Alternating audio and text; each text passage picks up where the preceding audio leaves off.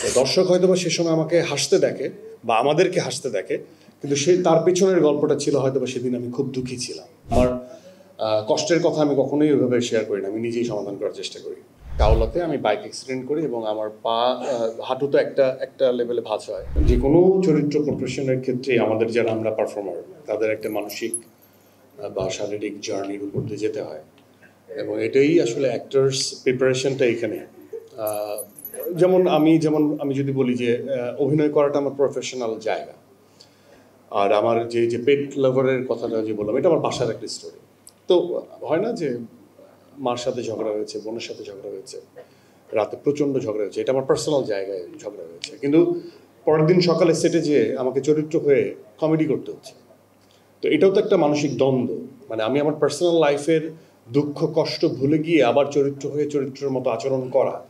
তো এই যে প্রসেসটা একজন পারফর্মারের কিন্তু প্রতিনিয়ত এই প্রসেসের মধ্যে দিয়ে যেতে হয়, কারণ আমার যে ব্যক্তি জীবনের যে কনসিস্টেন্সি, মানে আমি ধরে নিলাম যে আমি আমার ড্রাইভারের উপর রাগ করে আছি, আমি যখন কাজ শেষে দিন শেষে রাতে বাড়ি ফিরবো, তো আমার রাগটা কন্টিনিউ করতে হবে, কারণ বেয়াদবি করছে। তাহলে ওই চরিত্রটা আমার নিজের। আবার আমি যখন কাজে যাচ্ছি তখন সেটা ভুলে যে আমি কমেডি করছি, ওই চরিত্রটা আমার প্রফেশনাল জায়গা। তার মানে 3 দিন যদি কাজ হয়, 3 দিন আমি কাজে যাচ্ছি হাসছি, আবার এসে ওই আবার চরিত্র, আমার যে চরিত্র, কারণ ড্রাইভার আমার সাথে অপরাধ করছে, সো ওই আবার ক্যারেক্টার আমি ঢুকছি। এই যে ভয়েস ভার্সা, শুধু ক্যারেক্টারে ঢুকছি ঢুকছি, এটা একটা দ্বন্দ্ব। সো এটা তো একটা, আমি বলবো যে মানসিক এবং শারীরিক বোধ জায়গা থেকে সাইকোলজিক্যাল একটা জার্নি হয়, এবং সেটা সবসময় যে সুখকর হয় তা না। অনেক সময় আমাদের ইচ্ছে হয় যে কাজ আজকে করবো না, ভালো লাগছে না, কিন্তু টিমের কথা চিন্তা করে, আমাদের দায়িত্বের কথা চিন্তা করে, আমাদের কাজের কথা চিন্তা করে আমাদের কাজটা চালিয়ে যেতে হয়, এবং সেখানে আসলে মানসিক যন্ত্রণাটাও হয়।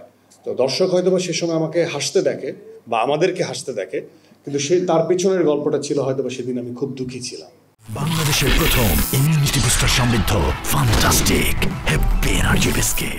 প্রায় 7-8 বছর আগে আমি হাঁটুতে একটা নাটকের কন্টেন্ট করতে যেয়ে আপনাদের সঙ্গে কখনো শেয়ার করা হয় না। আমার লিমিটেশন বা আমার কষ্টের কথা আমি কখনোই ওইভাবে শেয়ার করি না, আমি নিজেই সমাধান করার চেষ্টা করি।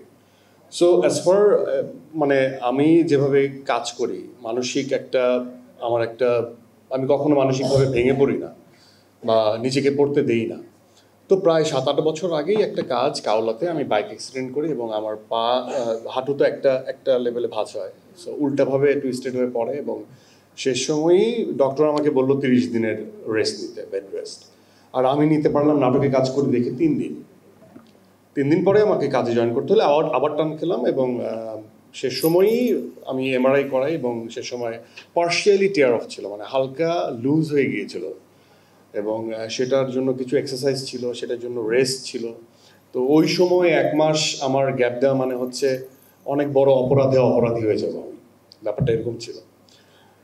কারণ সবাই তো আসলে আমার ওই জিনিসটা তখন বুঝবে না, এতগুলো কাজ সব কিছু মিলিয়ে আমি রেস্ট আমি খুব কম দিতে পারি, এবং আমি নিজের প্রতি একটু উদাসীন ছিলাম, এবং ট্রিটমেন্টটা আমি আসলে মানে যেটা ডিরেক্ট ওয়ে সেটা না করে, রেস্ট না নিয়ে আমি চিন্তা করি যে বাইপাস ওয়েতে কী করা যায়। সো আমি কাজ করতাম, এবং আমার লিগারমেন্ট ইস্যু যেহেতু, সাইডার মাসেলগুলোকে স্ট্রং করার জন্য আমি নিজে একটু এক্সারসাইজ করার চেষ্টা করতাম। তো এক পর্যায়ে আমি ভেবে ফেলেছিলাম যে আমার পা ঠিক হয়ে গেছে, কিন্তু হঠাৎ করে আবার একটা কাজের সময় এটা হচ্ছে অন কাইন্ড অফ ইলেকট্রিক শকের মতো, মানে যখন হয় তখন ইলেকট্রিক শক দিয়ে আমাকে ফেলে দেয়। তো এটা আশফাক নিপুণের একটা কাজে হলো, আবার অমির একটা কাজে হলো, তখন আমি নাটক করি।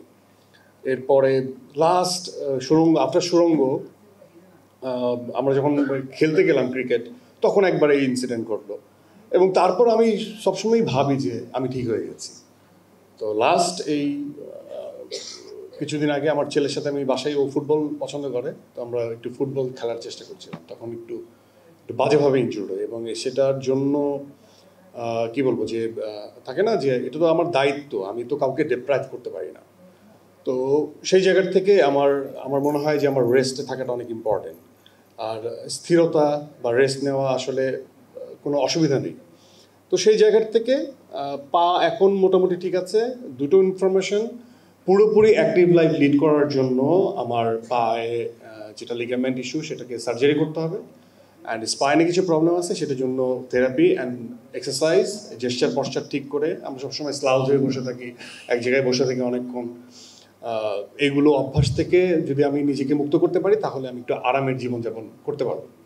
অ্যান্ড এটাই যে 8 বছর ধরে যে রোগটা আমি লালন করছি, সেটা আমাকে এখন বা নিয়ার ফিউচারে আরও বেশি ভোগাবে। সো মোদ্দা কথা হচ্ছে, যখনই কোনো রোগ হবে আপনাদের, সেটা ডক্টরের কাছে যাবেন, ডক্টরের যদি সার্জারি করতে বলে সার্জারি করে ফেলবেন, তাহলে বেশি সুন্দর এবং সুস্থ লাইফ লিড করতে পারবেন।